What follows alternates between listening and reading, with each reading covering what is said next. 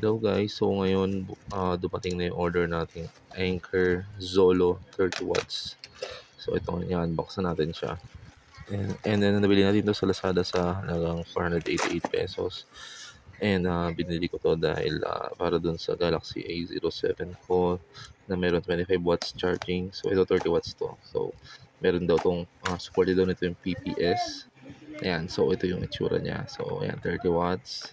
Ito yung box niya sa harapan, Anker. Ayan, ayan nakalagay sa harapan niya. Tapos ayan, fast charging, stylish design. Yan, tapos sa side naman, yan, nakalagay dyan yung mga supported devices. Kasama din yung Samsung.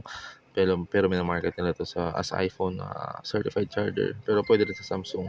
So, ayan. Ito naman sa likod niya. Ayan. So, nakalagay dyan yung mga iba't ibang mga colors na available. So, ayan. Buksan na natin.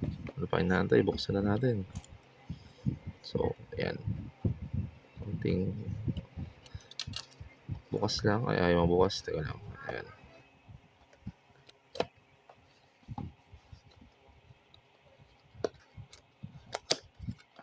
Ayun na guys. So, nabuksan na natin. Ayan. So, ito yung itsura sa loob ng kanyang box. Ayan. Ano lang siya, power brick only lang.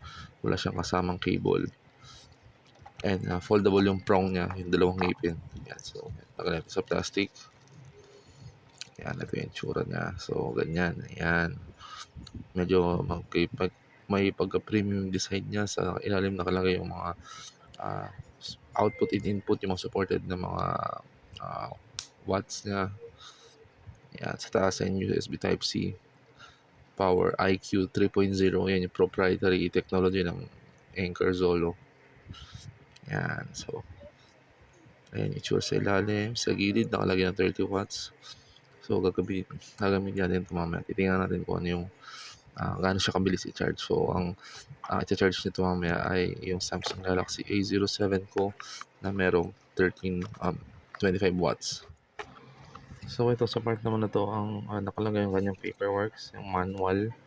So, wala namang siya nakalagay sa manual kasi wala ka namang dapat pag-aralan dyan.